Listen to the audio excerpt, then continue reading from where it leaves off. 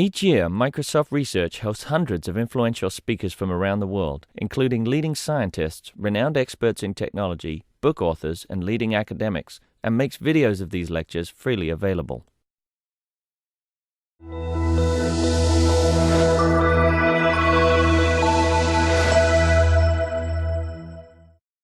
Good, thank you so much. This is the Software and Services section. And as in other sections where you have a 20-minute speaker format with 10 minutes question thereafter, and I'm going to ask each of the speakers to actually stay on time, and apologies in advance, I will be a little bit ruthless about time. I have a little saying that I say to my wife: even though you have checks in your checkbook and no money, doesn't mean you can continue to write checks. If you're a speaker and you have slides in your PowerPoint and you have no more time, it doesn't mean that you can use the PowerPoint. So our first speaker of the morning, Stephen Johnson. Thank you very much, Tom. Good morning, everyone. I'm Stephen Johnston from the University of Southampton. My presentation today is about Software Plus services for engineers. We are a Microsoft Institute for High Performance Computing, and I work for the Center of Fluid Mechanics Simulations. To give you an overview of what I'm going to cover today, I'm going to give you a brief introduction, describe what I'm talking about when I'm saying Software Plus services. I'm going to talk about 3 proof of concepts which we've done at the University of Southampton over the last 3 years with industry, and then there will be a few minutes at the end for some questions and answers. So the main objective is to look at the enterprise engineering process. If we can understand how the enterprise is engineering and processing things, we can gain a better, once we have a better understanding, we can improve and optimize the process. So what do I mean by this? For example, Airbus is looking at halving the time it takes to bring an airplane from an idea to production. And to do this, they need to optimize the engineering processes that go on behind this. One of the key things that's coming out from this is that you need to separate the infrastructure issues from the engineers. The engineers need to have the ability to carry on doing engineering and not have to be concerned with computer science issues. What's the size of my cluster? Where does my data live? These are not issues that an engineer should have to deal with. So the idea is to take a look at the technology, excuse me, the technology that's available today and the future technology that's coming up, and to see how we can use this to assist engineers in the tasks that they're doing. Now, I mentioned we're going to talk about 3 proof of concepts. To give you a rough idea of what I'm talking about with a proof of concept, these are little projects that we run. We go out into industry, we do an ADS, an architectural design session, that lasts 1 to 2 days, where we go out and we look at a general problem. We take a specific case of that problem, and we look into see what technologies can be applied to it. At the end of those 1 or 2 days, we have an architectural concept of what we would like to, what technology we'd like to use to solve the problem. And then usually there's a 1 or 2 week lapse period where we organise staff and hardware and so forth. And the actual development takes place over 2 to 3 weeks. The projects are very short, and the idea is at the end of the 2 or 3 weeks, there's a demonstration which shows a working prototype, the proof of concept, and how it can be applied to the specific case, also showing how it can scale to the general case, and we go through a user case sample, an example. So that gives you an idea that these are all very short projects, and the idea is to bring out and enhance and show what features in the technology can be applied and to show how they actually do work in reality. Software plus services. What are software plus services? So often you'll hear people decide, okay, do I need a fat client? Do I need a thin client? Should my application run locally? Is it mobile? Should it run on the cloud? Now, these are often OR questions, and software plus service just replace OR with AND. It's a hybrid. It's basically taking, it's wrapping up a hybrid, so a fat client with services. It's nothing new. It's just a new phrase, and it's you've got to allocate some words to it, and these are the words that have been chosen. So this includes things like REST, WCF, service-oriented architecture, software as a service, and the Web 2.0 technologies. So for example, Google Documents is software as a service. You have a thin client, and you're receiving an application which you have features, and that is software as a service. Whereas like Office, if we take Word as an example, Word is quite a fat client, but it is enhanced by features which you receive through other services. For example, you can do search for clip art. You can do search for clip art online. You're using a service, you're consuming a service online, cloud computing if you want to call it that. You can do online help. You can do the update. So an update is a form of service. So the idea of software plus service is basically collecting all of these technologies together and using them. So on to the first proof of concept. First proof of concept was done with Rolls-Royce. The general idea behind this is to look at the design and optimization process. Now, when I'm talking about design and optimization process, the example we were using is a turbine blade. Generally, you have an optimizer, and after your optimizer, it's going to put some parameters maybe into a mesh. The mesh, you're going to run through some CFD, and the results from your CFD, computational fluid dynamics, the results from your CFD are going to go back into the optimizer, and the optimizer is going to calculate what to do for the next step. This is a very general problem, and sorry, can everyone hear me? Oh, okay, maybe I should put the other mic on. So, sorry. So the idea is that this is a very common loop. So you have your optimizer that's then doing some processing, and you're going back to your optimizer again.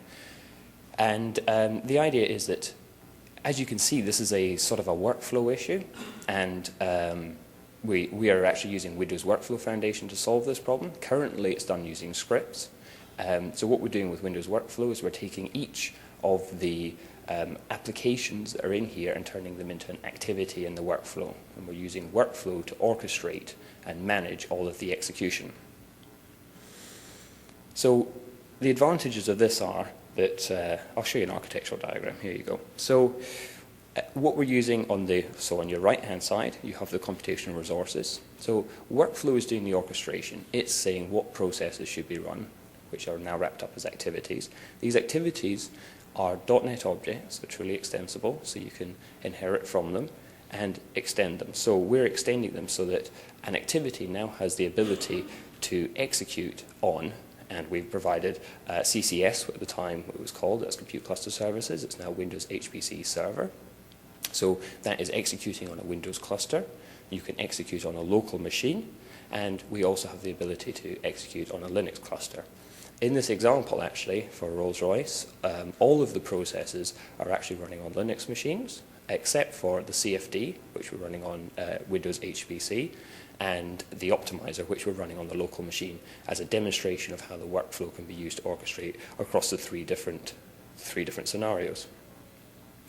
So the workflow runtime actually offers us inbuilt tracking. So every activity, we can record what properties are going in and out of the activity, and we're offered persistence. So a workflow can be saved. You can restart your machine, and you can bring it back up again. And the idea is that this infrastructure is providing you a lot of the features that you need as an engineer. So the client side of this, we're looking.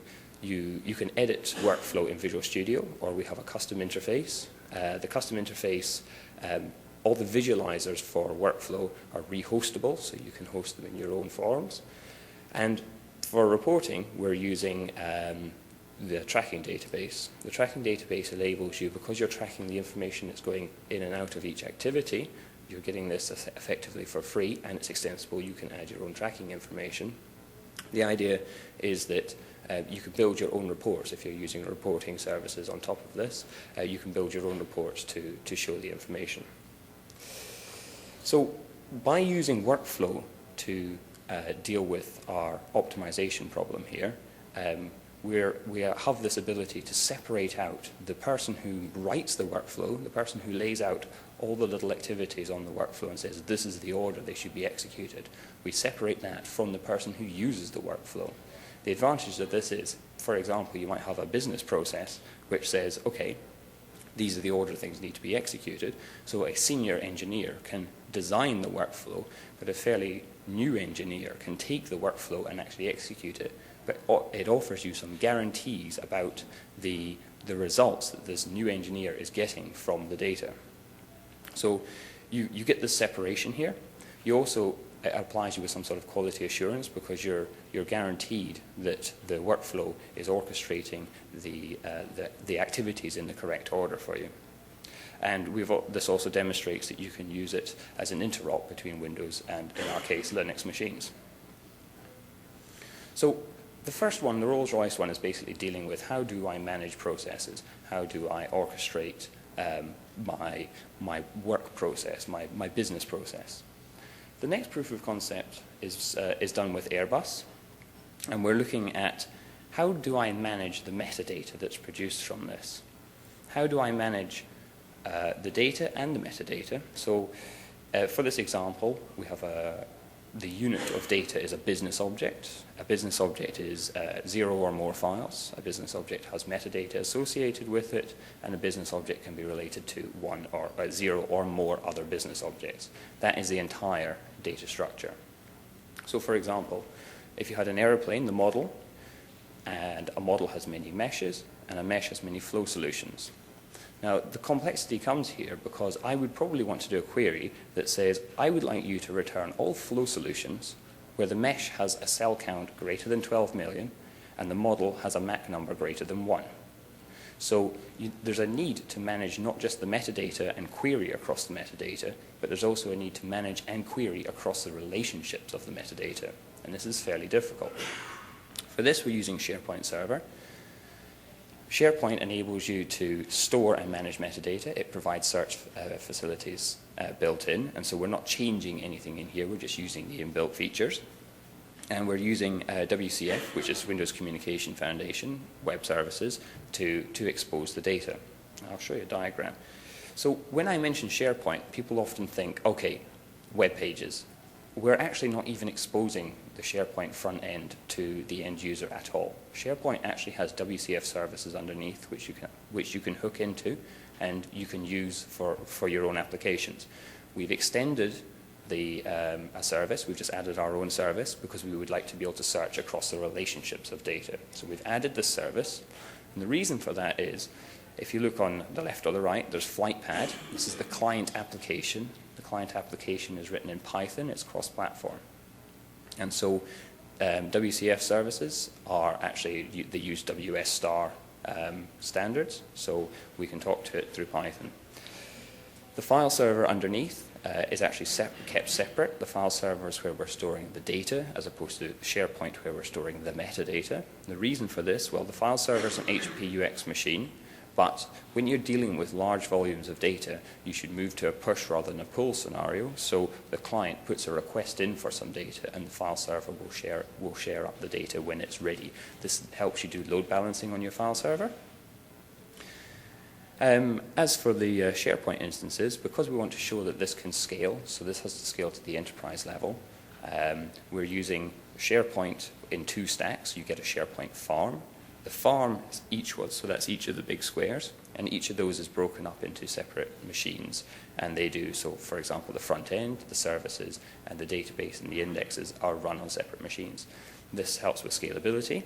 Because you have 2 SharePoint instances, you can cross-index them. So in this example, we only have 2, but you can cross-index more SharePoint instances. This means that the metadata stored, in this case in France, can be searched and accessed from the UK.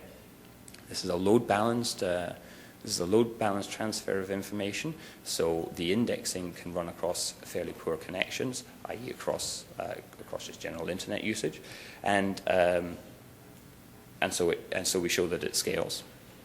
So some of the key features here are that we're using LDAP. Well, we're actually using Active Directory, but you can use LDAP to pull in the user credentials.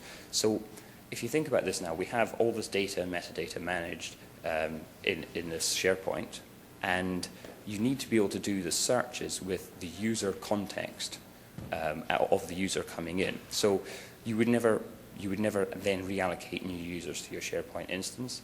It's common that most companies will either run an LDAP or an AD, so you can pull in the user credentials from AD, and these user credentials can then be used in SharePoint. You can tag up the SharePoint with extra information if you needed, like maybe some departments or whatever they're working in. That can also appear in AD. And these user credentials are then used for the search. So when I'm searching for information, I'm only going to retrieve the information that I have permissions to access. And this is very important, because bearing in mind you're using this to share and manage your metadata for effectively all of the data in your enterprise. And of course we show that it's robust, reliable and scalable by running it across multiple sites. So it doesn't matter if one site goes down or not. So that's kind of looking at how do you manage your metadata. And the first one was looking at how do you generate the data. The third proof of concept here is basically looking at how do I capture and retain knowledge. Now this is quite a difficult issue. So it's not just enough to say, oh, I ran this workflow with these parameters. You need to have an audit trail. You need to record this thought process that goes behind generating your data. So for example, you may need to know, why did somebody choose X for 9 for this workflow? If something goes wrong, you need to be able to go back and prove, okay, at the moment in time, that was the best, to our best of our knowledge, that was the correct parameter and the correct value to set it to. And this is a slightly difficult proof of concept. So we generated a custom client, so you've got to have an entry point into the system somehow. So the custom client effectively allocates tasks to users. And the scenario we have is a new user starting with the company. So somebody new is given, for example, 2 wingtips, and they say, your task is to work out which wingtip is going to be optimal in this scenario. Now, if you're new with the company, you're probably going to start, okay, maybe I should have a read of some documents. Maybe I want to chat to somebody. So we actually had the ability, we're using OCS, which is Office Communication Server, Messenger effectively. And so a user can basically query this client, this is our entry point, and say, look, I'm doing wingtip. Okay, and that's going to return you something along the lines of all the files that are related to that, all the chats and all the workflows, but it also returns you people. So pulling back the credentials from Active Directory, you gain an insight into maybe what department they're in, what their skill set are, and so maybe it will pop up that, oh, Fred has the skill set wingtips. So you can start a conversation, a messenger conversation, OCS in our case, and you can start this conversation and say, Fred, look, I've just started, what help can you give me? So the tips might be along the lines of, oh, read this document, be careful of this particular case, and thank you very much, sort of thing. Now, the custom client that we have records these conversations, and it's up to the user to decide if they're worth contributing towards the task. So the idea is that you're building up a timeline of your task. At the beginning, you're given the task, and at the end, you're going to say, this is the correct wingtip to use. But in between, there's a thought process that goes on, and there's this timeline. So in this case, there will be a conversation that I've had with Fred, and maybe I've been recommended to go and read some documents. So I can go and read some documents and say, okay, these were relevant. You can drag and drop the documents into this timeline as well. You can have the chat, and then of course you're probably going to end up doing some sort of analysis or maybe running a workflow, and then you can tag up the workflows as well. Now the thing about this is it's almost, it's like a feedback loop, so it's a knowledge base that's building up, so the second user that then comes in and has this problem can do this query, and they will probably be returned the same chat conversation that I or the new users had with Fred. And the reason for this is that often in industry, the same questions come up again, and there's not a formal process to manage these questions. They probably happen down in the staff canteen. But somebody saying, "Oh, I know you're working on this. What's the problem?" And the expert in the area is very often going to end up with the same question being asked multiple times. And you can have a formal process that says, right, if you've been asked the same question twice, you must write a formal document on it and publish this formal document. People don't really like that. But this way, just by having this chat with the new user, this information is automatically logged, and because it's logged and searchable, it means that you can use it for other users. So that's what we're aiming at, and the technology that's used underneath, we're using full text search, so this is built into SQL Server. This gives you the ability to search text in any column. We're using SQL Server 2008, which has the ability to write files. It's called file streaming, write files to the file system as opposed to storing them in SQL. This means that the maximum file size that you have is actually limited by your file system and not by SQL Server. This is a very handy feature, but it also means that as in our case, the user is dragging and dropping these documents, I'm just streaming them through SQL, writing them to the hard drive. I'm not changing any of the file, but I'm still having the search capabilities across these files. And the technology we're using for this is iFilters. iFilters are, you get about 40 of them built in. They're actually what's used when you tick the box on search when you're in Explorer and you say search the contents of a file. It's actually using an iFilter there to pull out the text. That's all it does, is it pulls out the text contents of a file. And you can use these iFilters, you can write your own iFilter, and you can put them in SQL Server. And SQL Server then will automatically index these files for you. So that's a couple of the technologies that we're using there that were fairly new. And so basically, what we're trying to get forward here is that there are the 3 levels. So the first level was the BAE proof of concept. This is looking at, okay, I need to generate data. I need to be able to orchestrate my processes. Now, I've kept it suitably abstract from the actual underlying implementation because these are problems that are occurring across wide ranges of applications. So you have a load of processes, a load of applications that you need to execute. You need to manage and orchestrate these applications. You need to provide some sort of tracking and audit trail on these applications to prove what data went into them, what data came out of them. And you need to apply some processing power to it. So we're using HPC, the High Performance Compute Server. So that's the technology underneath that we're using for that, and that's the aim for that. And then above that, you have the, okay, once I've generated my data, what do I do with my data? On a large scale, we're talking tens, hundreds of millions of business objects in this example. How can I get this to scale? How can I get it to scale globally? What technology can I use? Now, you can go out and you could write your own technology to do this, but the idea is that we're looking at taking standard technology that we know that scales to the enterprise, taking this technology and applying it to the engineering problems. So once you have your metadata, it's managed, it's stored. You need to be able to prove that there's some sort of security on this data. You need to be able to prove that people are not going to be able to access data they shouldn't be allowed to access. So that's what we're using the SharePoint for. And then finally, there's this top layer of like, okay, how do you apply, how do you store this audit trail? And this comes in from, if you've got a high turnover of staff, how do you record this knowledge? People come, people go. Some industries, that's not a problem, but if you look at the aero industry, they have to record this information for 50, 60, 70 years plus. And if there's a problem, they need to go back and look at these files, and they need to be able to prove that they made the best decision at that time based on the best information they had at that time. So you need to be able to provide this thought process here. And the idea is that we're using fairly newish technologies. So actually one thing that was also used in the BAE one, we're using Hyper-V. So this is looking at virtualizing everything. So the reason we did this, there's multiple reasons for doing it, but the reason we did this really is to show off the features of Hyper-V. But most of the industries are now heading along to virtualized servers. You can go buy yourself a virtualized server. If you look at Windows Azure, which is coming out now, these are all VMs that are running. And even if you're not interested so much in just the VM, you also have the ability to these virtual hard drives. It's almost out now, the ability to boot your hardware natively from a virtual hard drive. This means that you can switch in and switch out operating systems by just switching a file on. So we're using Hyper-V just to show the features of it, and it does mean that, of course, I have 8 machines, I put them all on one, and I can still run the demo if I go anywhere.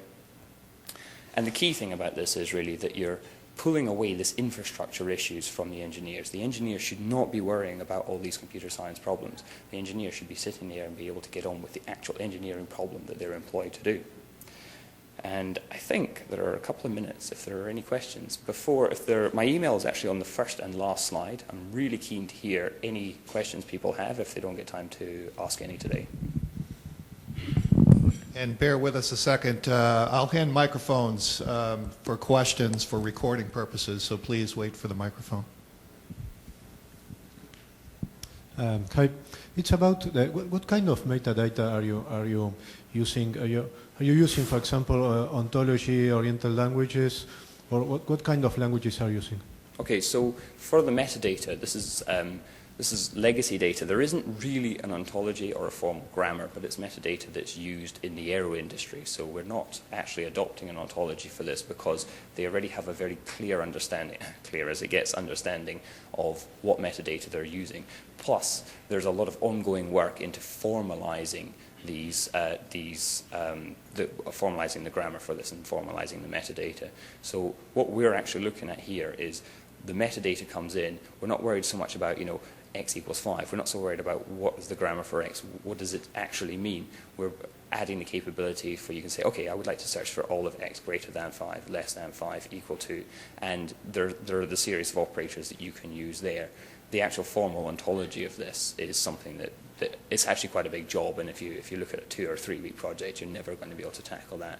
But there are people that are working on this already. I was just wondering because you were speaking a lot about Windows Workflow Foundation. I was wondering if you guys rehosted the workflow designer or what kind of GUIs you guys might have for designing these workflows. Right. So the designer is actually completely rehostable. It's just a .NET object. We rehost it in our own custom application. It's just a Windows form. There's also an ongoing project not separate from this that is using that's rehosting it on a web page. So was your question also related to the actual hosting of the runtime or just the hosting of the visualizer? Just the hosting of the designer, which I believe just allows the client to design the workflow. Right, because there's one other thing that comes out of this, and my big bugbear with workflow basically is there's no hosting environment. You get the runtime, but you don't get the hosting environment. And they're bringing out the new version, hopefully very, very soon. And it's codenamed Dublin at the moment, but it gives you the hosting runtime, so you don't actually have to worry about hosting the runtime yourself. It's already provided, so it's just a case of installing it, and it appears in IIS, which simplifies things greatly. And this will be the final question. I hope it's worth it. So I didn't understand everything you're presenting, but I think you're saying that a lot, if not all, of the Airbus's work involves workflows. Is that true? Is everything they do end up being in a workflow in some way, or does the system have to also capture other work? No, so the BAE one looked at and was running the workflow. The Airbus one that we were looking at was managing the metadata. They don't internally, to the best of my knowledge, they have their own workflow. Substitute BAE for Airbus is my question. Does BAE run everything with workflow? No, not yet, but this is what the proof of concept is looking at, is to see how can your workflow scale. Because bear in mind that these workflows, when they're not being used, they get taken out of memory. So you can scale this to hundreds of thousands of workflows running at the same time, and the workflow will rehydrate. The question isn't a scaling issue. It's does workflow capture everything they do, or the things they do that it doesn't make sense to use workflow for? Well, I mean, I guess there's always going to be a case where you wouldn't use workflow. The main reason that they're looking at the workflow is to provide this tracking. So that would be where the issue comes, is can you provide enough tracking for, in this case, BAE? So will they be able to extend the tracking? And the answer to that is yes, you can extend the tracking. That would be the area they look at. Bear in mind that its workflow is generic. I think it came from, it's made for managing workflow in offices and banking. So, and we're applying it to engineering, but it's a generic workflow. You can extend your own activities, you can extend the tracking, you can extend it almost as much as you like. Thank you.